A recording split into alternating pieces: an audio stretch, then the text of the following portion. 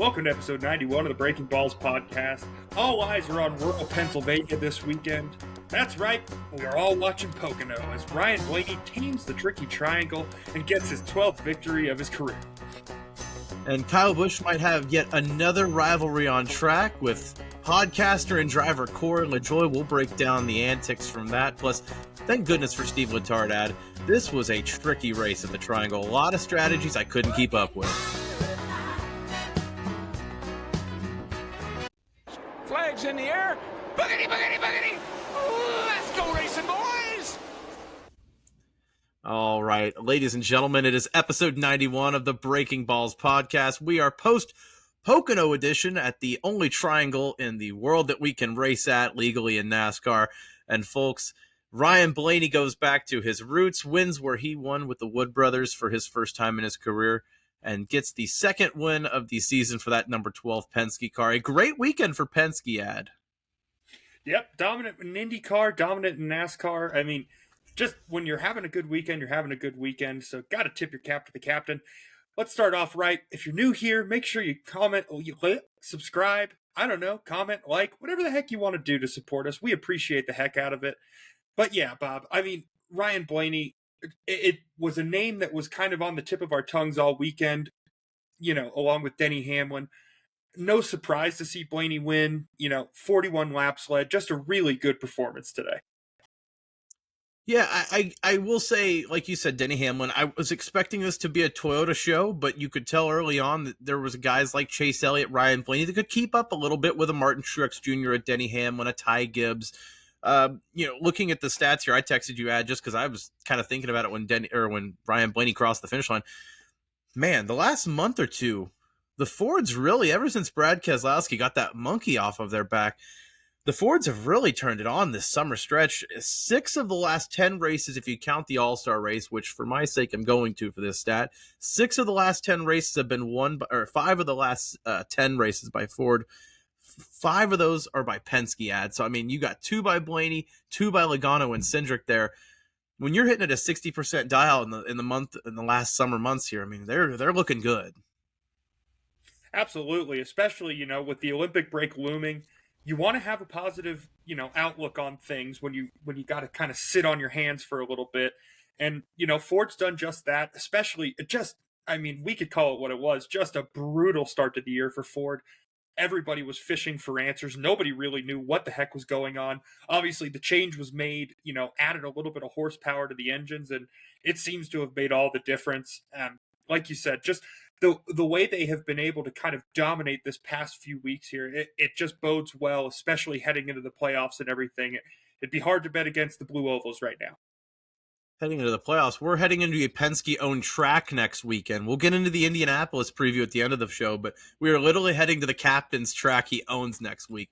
And he had 2 guys in the top 5 today with, obviously, Blaney and victory lane. Joey Logano also a top 5 finish today, Ad. I guess, we can start with a little bit of Ryan Blaney before we get into the actual strategy and meat and potatoes of this race there. For me, Ad, you look at Ryan Blaney, and they even touched on this on the broadcast. I know he's already a former champion of the sport. He won the 2024 championship or 23 championship last November at Phoenix, but you look at how he did it, a few wins here and there. He got hot late in the season. This year, he's shown that he's the guy at Penske right now. He is the lead guy, even with Joe Logano in the same garage. Ryan Blaney's the guy that they can lean on right now for performance. And in those last 20 laps, when he had to fight off Alex Bowman and Denny Hamlin behind him, you saw Hamlin finally get around Bowman with about, I think they said 8 to go. There was about a 2-second gap, and they said, okay, can he catch him? And Blaney turned it on there. And for a guy that has historically, like they said on the broadcast, been a hothead and an emotional driver, the calm coolness of Ryan Blaney and really what he's turning into, maybe the prime of his career here, I'm really impressed with the pedigree and the racecraft he's shown the last few months here. Yeah, you hit the nail right on the head, Bob. This was a guy who was a radioactive must-listen just because of the way that anytime he got on the radio, you knew he was going to blow up a little bit or there was going to be some sort of up and down. And we've just seen less and less of that as time has gone on. And as he's kind of settled into where he is at in the sport, I think Ryan Blaney is comfortably one of the top drivers in NASCAR. He knows it. We know it as podcasters. The fans who watch this sport know it. And it just seems to have given him this level of confidence that he can go out and win any week. And I think obviously Pocono, there's something about the track where you get your first win. You just always have that kind of good vibe, good feeling going into it. But to go out and, really perform the way he did today, it was impressive as all get out. It just seems like they're just carrying so much momentum, especially like you said, even more so than last year, which was a championship year, by the way. It just feels like if you look at where they were at this point of the season last year to where they are now, it's head and shoulders above. And you got to give Ryan Blaney a ton of credit because he changed his outlook, and it looks like it's really changing everything for the 12 team at the moment. I'm very excited to see what he'll do in the playoffs. Yeah, I mean, one race pending before this Olympic break ad. Like you said, last year, if you look back to this season where he won the championship, he had that Coke 600 win in May, and that was it up until this point. He got hot in the playoffs. That was really where it started for him in that round of 12 there, and then started to rattle off wins later in the year in November and September there. But yeah, I mean, didn't win at Gateway, was one lap short of a win at Gateway, goes and wins at Iowa, wins today, has shown that he can be a force at super speedways, oval tracks that are shorter. But like you said, this is a track at Pocono where it's not historically been Penske's forte, especially this season. They're the shorter oval tracks that have really been their bread and butter. And for them to go out a week before Indianapolis, which it's going to be a lot more of the same, long straightaways, very fast, tight corners, you got to think that, okay, Penske has shown that as much as we were pushing that panic button to start the season at, maybe it was all for nothing, because look at what they've turned into right now. Yeah, you're right. I think I right hand up here. That was me. I was pushing the panic button, especially as a former Ford Fusion owner. I didn't really know what the heck was going on with the Blue Ovals. It just felt like, it feels like they found something, and that's really, don't let them get hot. And it feels like right now the Fords are just hot. And, I think the one downside for today for me, I'm going to be honest with you, Bob, and nothing we talked about in the pre-show. I feel bad for Alex Bowman's dog, Huck, who loses his undefeated record. It's a real bummer. He was 1-0 going into the weekend. Thought he had a chance at going 2-0, but poor Huck. He's back to 500, just like the rest of us. It's a tough life, my friend. Good luck out there. Welcome to life at 500. It's nice being average, Huck. Don't let anyone get you down. I kind of talked about it a second ago, but this is really a unique race, though, and not only because of the shape of this track being a triangle and missing that fourth turn, but this is truly a unique race in where fuel mileage matters, green flag pit stops are almost a given, and this is one of the few tracks where you're almost guaranteed where half the field's going to be on a different pit strategy than you are. And I guess in today's modern age in racing, it's kind of a breath of fresh air. It's also very unique and complicated, so it's a lot to process. But, for a guy like Ryan Blaney, he has a great crew chief in Jonathan Hasser. They've been together, obviously winning the Cup championship last year, but they've been together for wins now. Guys like Denny Hamlin and Chris Gabehart. You had Cliff Daniels putting Kyle Larson up there before a late pit penalty that we'll get into in a little bit. It just seems like Pocono brings out the top of the top as far as the Cup Series. And even when you look at the top 10, and we'll get into the results later, but it's the big teams. You're never seeing guys like Justin Haley's or Spire Motorsports guys get into that top 10. This is the big teams. This is where if you're a good team, if you have a championship caliber garage for every track, you're going to show up at Pocono. Absolutely. This is the one track where even the next gen era can't force parity. Even with the cars being specced out and all that, you are always going to see, it's basically pay to play at Pocono. It's one of those things to where if you've put the time and the money and invested into your team, you are going to have a chance at getting a really good result at Pocono. I will say it's one of my favorite races of the year because it's the only one where all eyes are on your team's gas man, and whether or not there are air bubbles going through the line, which I think is a hysterical thing to comment on. But regardless, every little thing at this racetrack becomes important.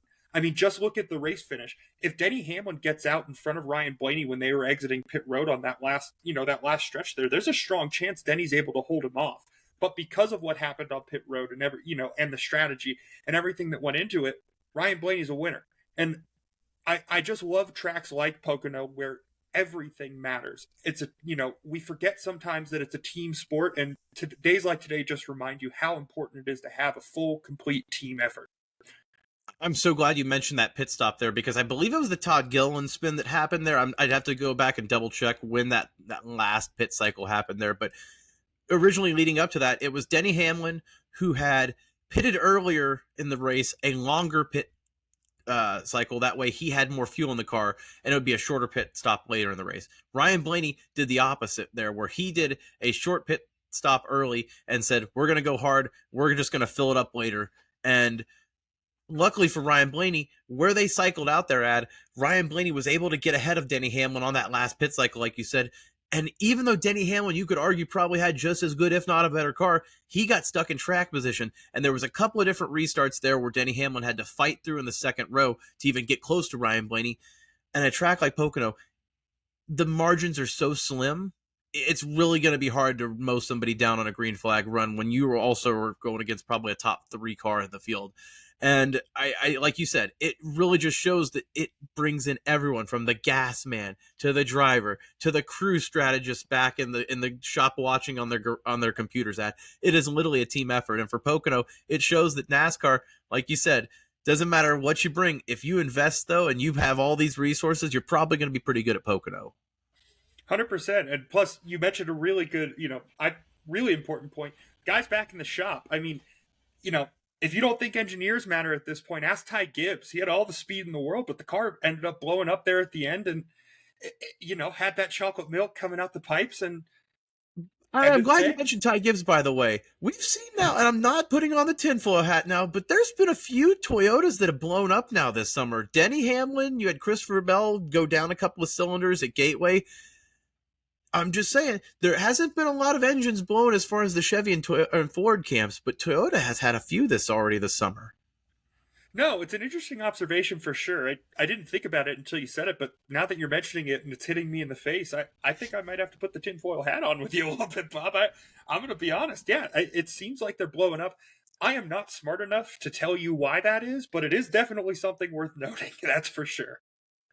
Yeah, 100%. Again, like you said, Ty Gibbs, his second career pole, he showed that he had a lot of speed early on. Martin Truex Jr. was the same way, but ultimately, you have to be around in a full race. It's not one of those races where it's going to cycle out traditionally here.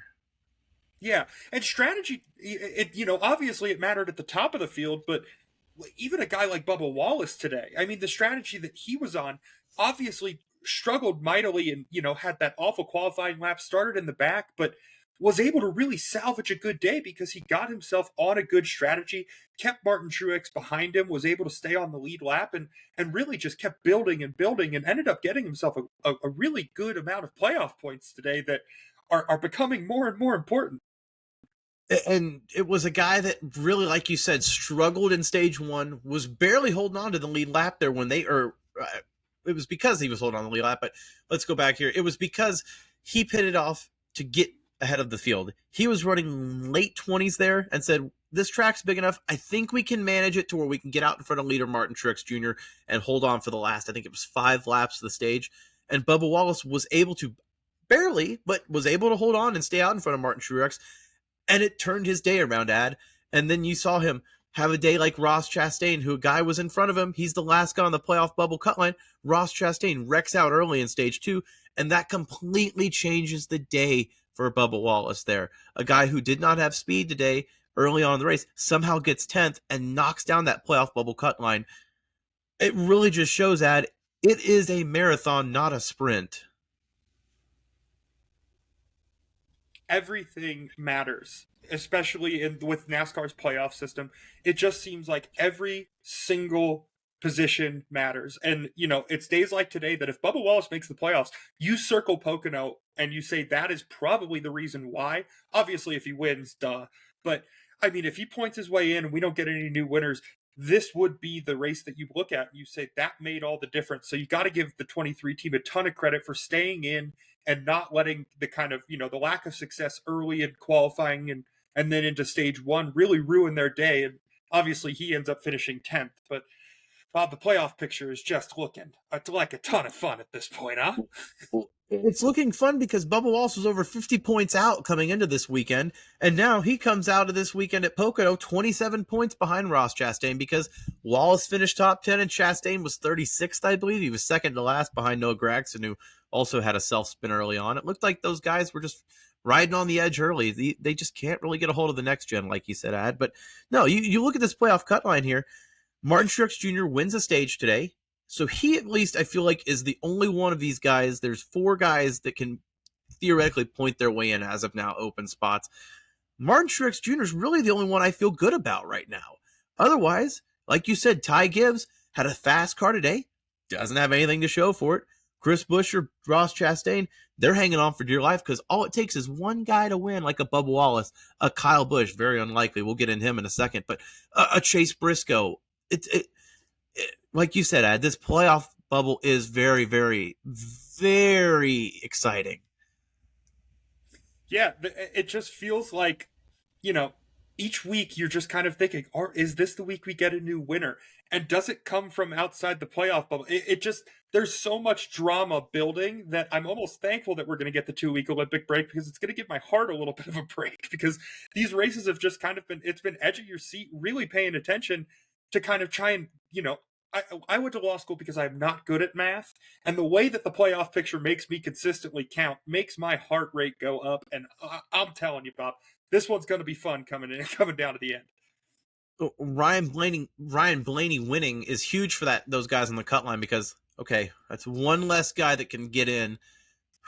We're good. We're okay right now. But, Ad, I'm glad you mentioned that Olympic break because Chris Buescher was even saying this before the race, how if we don't win in these next 2 weeks, it's not going to be a vacation for us until we go back. I'm going to be nervous. I'm going to be thinking about all the ways we can get better. And I think for those guys that are on the playoff bubble cut line, it is going to be an antsy couple of weeks, especially with that longer extended break with the Olympics here, Ad. A guy like Kyle Busch, it feels like he just every week gets further and further away from that bubble cut line here. But this week, just another incident with another guy you probably wouldn't expect him even rubbing elbows with a few years ago. But Kyle Busch and Corey LaJoie get into it in stage 3 there, Ad. LaJoie's whole team radio was very interesting to hear. But I guess my question to you is, first of all, is it anyone's fault? Was it a racing incident? Or is everyone right to be throwing the pitchforks out at Corey LaJoie? I mean, I have a hard time, really blaming Corey LaJoie because this is the type of thing you see at Pocono often. You see guys kind of dive to the bottom and, try and get rid of the side draft and stuff like that. It kind of feels a lot like, it's going to be a similar take of mine that I had with the Ricky Stenhouse and Kyle Busch thing in the All-Star break. Is it something, an honest racing move? Yes, absolutely. Did it necessarily need to happen right then and there? I don't think so. And, I'll say this. The thing that stuck with me the most is poor Kyle Busch, man. That guy is so checked out with everything he's got going on. The interviews just get worse and worse every week. It just feels like if he could click a button and just basically wipe this season, Men in Black style, away from everyone's memory, he would do it at this point because it has been nothing but just week after week of just weird collisions, awful technical issues. I mean, Kyle Busch has never been more frustrated in his NASCAR career. I'll say that much. Yeah, and you heard Jeff Burton even talking about the post interview where he said, that's a Kyle Busch where a lot of fans, you wonder what kind of Kyle Busch you're going to get. But for Kyle Busch, it's not even worth opening the Pandora's box with Corey LaJoie there, where it's a guy who, like I said a couple of seconds ago, you're not used to even rubbing elbows with. It's a guy who you're used to being miles ahead of. It just kind of shows where your pace is at right now. And like Jeff Burton said, for Kyle Busch, he's got enough on his plate to worry about. He doesn't need another driver to deal with, because if you feed into a guy like Corey LaJoie who needs something like this to get himself going, to pump himself up, to get his career going in a right direction, when historically he has been off to a horrible start this season. I said coming into last week when Rodney Childers was hired for him in the YouTube channel, I think outside of the Daytona 500, one top 15 finish in the entire season for a guy that's supposedly the veteran driver at Spire. So, I really, as much as you want to blame Corey LaJoie, I think it's part of just what he is as a driver. He's an aggressive driver that races toward the back of the field and gets people in bad positions just because he's in a bad position, unfortunately. Yeah. And he drags Kyle Busch down with him. It is kind of like a Kirkland brand, less quality version of Kyle Larson, because obviously Kyle Larson does this in the front of the field and puts guys in interesting spots and that type of thing. But that may be the only time that Corey LaJoie and Kyle Larson could be mentioned in the same sentence, when you're making that abstract of a connection there. It has just been, it just feels like, when you look at Corey LaJoie right now, everybody seems to have this really positive, had this positive outlook for so long. And it just feels like that narrative has flipped so quickly in the past year. And, today just kind of feels like the cherry on top, in my opinion. It just kind of cements our, I think our shared opinion of Corey LaJoie, that it just was a lot of potential that never necessarily panned out. And it's a shame to see, but it's the truth at this point. And part of it is not his fault. I think the radio messages we got on the broadcast were from his crew chief and his spotter, saying how we don't effing care. They dump themselves, all that. But again, it adds up where it's this guy who's been championed as this underdog who's just been in the bad equipment and needs a chance.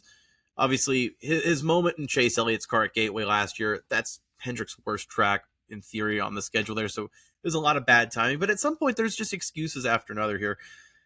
And you kind of get sick of it, I think, more or less. And I don't even know where to go with it, because, like I said, for Kyle Busch, he doesn't even need to be in a beef with someone like Corey LaJoie. That should be way above him. But like you said, he's just in a absolute funk right now. And RCR as a whole is in an absolute funk right now, because you looked at today, not only was Kyle Busch a non-factor there, had to start at the rear of the field because I think they changed the oil line in the car, really struggled to even get up there to begin with in the day. So it wasn't like he was even on the top 20, but Austin Dillon was 23rd. RCR as a whole is just failing right now. And we might as well get into the overall results of this race. But for Kyle Busch, man, I really don't know where they go from here. Yeah, it's one of those things. All I can look at with my own two eyes and realize right now is that RCR is broken. I am not smart enough to fix it, but at this point, they're going to have to. It seems as if changes are coming, because you heard Austin Dillon, a guy who really doesn't spend a lot of time talking to the media anymore, last week, kind of say, look, big changes are coming. We're going to improve. So, it did kind of strike me that he was so open and candid with, kind of talking like that. So be interesting to see what they do. Bob, we've hammered the top three of this race home. Obviously, I think the guy who finishes fourth and finally seems like he's going in the right direction momentum wise is William Byron. A team that really started the season strong and then just have kind of disappeared here in the middle.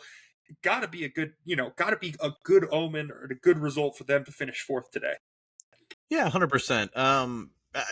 Yeah, like you said, a lackluster summer after a hot start. We were talking about him as the runaway favorite at one point in this season, and it just seems like they've quietly just gone away. I don't think it's the speed necessarily. I think it's the results more than anything. So back-to-back top 10s for that 24 team, something to really go into. I just want to kind of take a layer back here and look at the overall top 10, though, because you've got two Penske teams, and I said this earlier here, but it really just kind of wowed me here. 3 Hendrick teams, 2 2311 teams, an RFK team, and I believe it was 2 Joe Gibbs teams as well.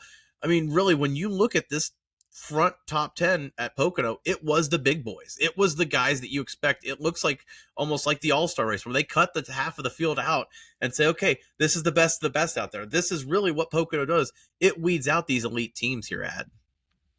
Yeah, you've nailed it. We mentioned it a little bit earlier, but yeah, the top 10 confirms what we were talking about. It just seems like if you put the time, the money, and the investment in, you are going to get good finishes. And, it's no surprise to see the teams, kind of the big three in, Penske, Hendrick, and Joe Gibbs. And then obviously 2311 has been, really committed to the sport. No surprises in this top 10. I will say there's one guy that he's not in the top 10 that I was expecting to see in the top 10 all day, because we said at the intro here, Ad, that I expected this to be a Toyota track. I think they had 5 of the top 6 last year. Christopher Bell just kind of was fringe top 15, top 20 all day. He ends up finishing 12th. It wasn't a bad day by any stretch, but Christopher Bell and then Kyle Larson in 13th. I know he had the pit road penalty where it was him, I think Chase Elliott, Daniel Suarez, I'm forgetting who else was the fourth car there, but I think there was 4 guys nailed for a pit road penalty late in the race that really flipped it out because Kyle Larson originally was going to be the leader on that restart ad. There's a timeline where Kyle Larson restarts that race late, but instead he got stuck back in pit road penalties or a pit road penalty that mired his day and he had to fight his way up there. It just seemed like for most of the field ad, I'm not sure if you saw this before the race, when they go down the line on the front stretch on those pace laps, they go down pit road and test the pit road speed. Out of the 37 cars in the field, 33 of them had a pit road speed issue on that test lap. So clearly there was something going on today on pit road with speed, but it really ultimately came back to bite guys like Kyle Larson. Yeah, you almost have to wonder if there was something, maybe wrong with the calibration of the timing line. I will say this, Bob, the 4th guy who was penalized was Ty Gibbs. I don't know why that stuck with me, but it did. So, yep, it was before we got the chocolate milk issue. But yeah, no, it's, to have... It's just one of those tracks where you just can't have issues like that on pit road. But I'll say this, we've talked about the guys who finished 12th and 13th. Let's talk about Eric Jones a little bit because it's not often that we get to at this point of his career, and he got some stage points today. Was actually in the top 10 for both stage 1 and stage 2. So I will tip my cap a little bit to Eric Jones. Obviously, one of his better tracks actually was, usually finishes in the top 10 around Pocono, but, I think with the way the year's been going, I think 14th will be just fine for him. Yeah, I think that, honestly, at this point, they'll take any kind of momentum Legacy will moving forward. They just need to get quality green flag results and finish these races. And a guy like John Hunter Nemechek spinning out and DNFing today doesn't help them as they build a future with Toyota. They're just a work in progress right now. I think that's the best way to put it there, Ad. A guy that we've kind of called a work in progress. He's a rookie, even though he's in his 30s. Josh Berry, 20th today, did have a few moments where he was at the front of the field there. But, obviously with him signing with the Wood Brothers, it's been a big week for him. Rodney Childers going to Spire. They're splitting that duo up. It seems like he's the guy at SHR. I know Chase Briscoe ended up finishing higher than him, but Briscoe was never really in the fold today. It seemed like Josh Berry was at least the guy from SHR that had some speed today.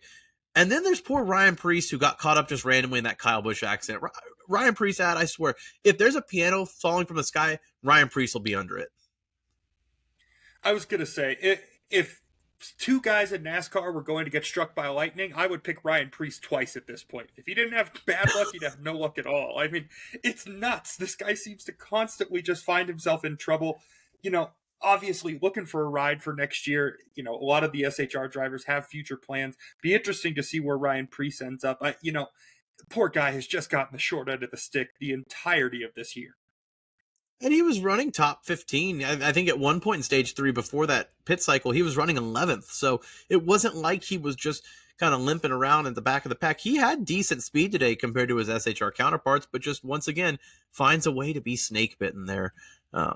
A couple of cars got caught in that, but I think the big story again was the Kyle Busch and the main DNFs there. Kyle Busch, Ross Chastain, Noah Gragson. We've kind of covered all those guys. Harrison Burton also quietly DNFs as well. There's our weekly mention of the 21 Wood Brothers on the podcast there, Ad. Did I miss anything here as far as the overall results and guys we've kind of missed overall on the weekend? No, I think, there's enough Chase Elliott fans out there that we should at least mention that, to recover the way he did from the speeding penalty, good, gotta tip the cap there, to finish 9th, all things considered, that's a really good finish for them. He was one of the few guys that could actually pass on the track today. I was just, that was one of the things I was almost glossed over it, but you're 100% right. It seemed to be one of the only cars that could really drive its way through traffic. So got to give a ton of credit to, all the engineers at Hendrick for making that possible. It was very noticeable that he was able to do that. 100%.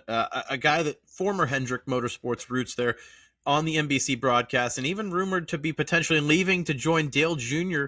on Amazon or TNT, wherever the heck they want to throw him. Steve Letarte, still on the NBC broadcast. He's still hanging on to the crew chief, former Pocono winner with Dale Jr. I got to tell you, as a viewer today, even as someone who watches NASCAR every week and feels like I'm fairly connected to the sport, it was a lot to keep up with today with the strategies and just the different race calls that the crew chiefs had. Having a Steve Letarte in the booth who explains it very, very calmly, but very casually and simply to a viewer. I think that is so invaluable for NBC to have his expertise and his eyesight on the broadcast. Yeah, you hit the nail on the head, Bob. Just to have someone be able to take something so complex like like all the strategy and the things going on at Pocono, and to make it digestible for even the casual fan. I mean, you just have to tip your cap to Steve Letarte. I mean, there is no there's no other day where he earns his money more so than at Pocono, because there's a lot to keep track of, and the way that he was able to seamlessly just guide the viewers through the race, it makes the viewing experience just remarkable. So yes, you're 100% right. We'll give NBC their flowers, especially Steve Letarte. Again, I do appreciate Pocono's uniqueness in NASCAR. It has a place on the schedule. I know they've gone away from the double headers they've traditionally had in having 2 races on that 36 race schedule there. But you see the stands, it's absolutely packed. I think they said almost 4,000 campsites.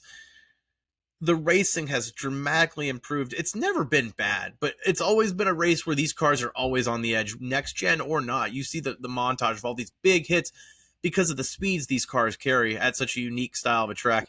I just really do love, I guess, each week there's something new in NASCAR. There's something different. And a Pocono that has been around on the schedule for decades, it's exactly what you get every year. No matter what, it's going to be guys on the edge, a lot of different cycles and strategies, and at the end of the day, it's the best of the best, and that's truly what you want as a race fan. Yeah, 100%. And to watch these guys get tested like they do every time we go to Pocono, to just see how I think it's really telling when in the pre-race, it's basically they're just the discussion is you're talking about, how can I get the balance of these 3 corners? I know I'm not going to be able to run all 3 of them perfectly because it is the tricky triangle. But just to have to almost have these drivers in their head say, okay, I need to do as well as I can through this to be able to carry speed in its entirety. And you just seem to constantly be having to think about the big picture at Pocono. You're almost not even thinking about it corner by corner. You're thinking about it lap by lap and just trying to piece things together. And anytime that a track can challenge the top drivers in the sport like this, like you said, we've been coming for decades. We'll be going back for decades more. It's one of the best races of the year, in my opinion. I love Pocono. I think it breeds a lot of great drama, and the fan support is always there. It's a tip of the cap. It's a heck of a track, and I'm just excited we got a typical Pocono race today. Fan sports there, they said that I think midway through stage 2, there was still up to 4 miles of traffic backing up at the track there trying to get in. So hopefully the fan support stays. We can figure out the traffic. I know there were storms there earlier in the day, but goodness gracious, if you were at the track there, I hope you made it in, because that sounds like it was a nightmare there. For whatever you just said in the last minute and a half, let's go ahead and copy and paste that for the next segment and add one more turn. Because we're going to the Indianapolis Motor Speedway. We're doing the oval. We're doing the Brickyard Oval for the first time in a handful of years. We're finally getting back to it. After we did the road course, the Indy Roval, we're getting out of that. We're getting out of that first chicane. We're not doing that. I still have memories of the bus stop coming up and taking out half the field a few years ago when William Byron started it all in 3rd place there. But add a quick little Indy preview. What are you excited for? I'm excited for the same reason Joey Logano is. One more corner and a little bit smoother of a track. I think it's just going to produce, great racing. I'm very excited to kind of, to be back on, the oval. That's the big thing. So much history surrounding it. Is it our history? No, but we can adopt it. It's one of those things that you have to respect the venue for what it is and all it means to IndyCar to have to have NASCAR, especially the next gen cars, racing on the oval. I'm just excited to see what it's going to look like. Like you said, it's very much a copy paste to where you're going to see the big boys really come to play and swing hard, because this is one of the places where every team owner really likes to win, given the history and everything that goes along with it. I wouldn't be surprised to see more of what we saw today. I'm not going to call Ryan Blaney back to back, but I would say that there's certainly a possibility if you're not careful. I mean, at this point, not only is the Penske drivers just hot in general in motorsports, but they're going to a track they own, and obviously they've done very well in IndyCar there in the past since Roger has bought the track. So no, I don't think it's very far off there. I'm excited just because when you think of motorsports in North America, you think of the Indianapolis Motor Speedway. And I know we've been racing there for the last few years at the road course, but it doesn't have the mystique of the oval. It doesn't quite. I know it's considered to be still prestigious. You get to kiss the bricks, but in theory, there's 4 crown jewel races in NASCAR: the Daytona 500, the Southern 500, the Indy 500 is on that list as well, and then the Coke 600. So really, this is a major event that we've been running. This will be the 30th anniversary in theory since Jeff Gordon's win in '94, that first ever race. And I just, as a motorsports fan, as a NASCAR fan, it feels right we're going back to our roots, going back to the oval here. I'm excited to see what the tires look like.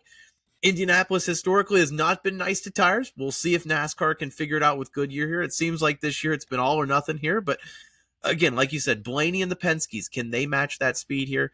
Will Toyota come out? But I'm really just more excited just to see them hit that turn 1 on that first restart. I can't wait. I agree. It is an oval, but every corner at Indianapolis is just a little bit different. It's just as much of a test as Pocono. And I'm like you said, I'm just giddy to be back on the oval at this point. I'm just excited for what we're going to see. At this point, Bob, if you're still listening to this podcast by this point, thank you so much. For the love of God, we appreciate the heck out of you. Make sure you subscribe and comment. We'd love to hear from you. If you agree, disagree with anything we've said, let us know. We read the comments. We spend a lot of time reading the comments, to be dead honest with you. So if you got a problem with something we're saying, make sure you let us know. Yeah, make sure to let Adam know specifically. Let Adam know exactly where you disagreed with him at what point in the podcast. But no, again, like, subscribe. We put out content every single week here at Breaking Balls. We are going to be covering the last week before the Olympic break, so I can't wait to see what that looks like, what the playoff shape looks like. We're not taking a 2-week break like NASCAR. We will still be here, folks, so stay tuned for more ad. Final word here. Take us home before Indianapolis. Wait, we're podcasting during the break? Uh-oh.